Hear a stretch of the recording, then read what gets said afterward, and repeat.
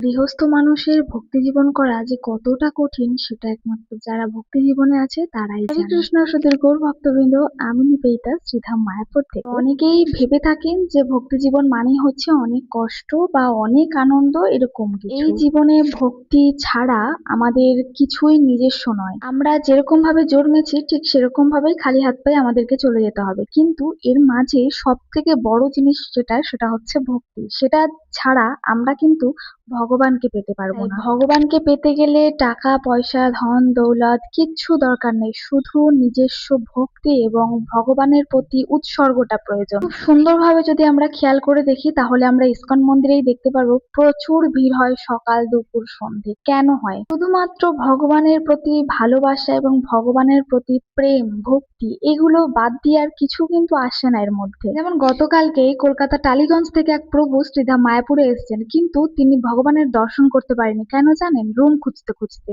সে খুব দুঃখ প্রকাশ করছিল। ওনাকে দেখেই বুঝলাম যে ভগবানের প্রতি ওরকম আকুলতা থাকা উচিত আমাদের প্রত্যেকের, তবে গিয়ে এগোতে পারবো।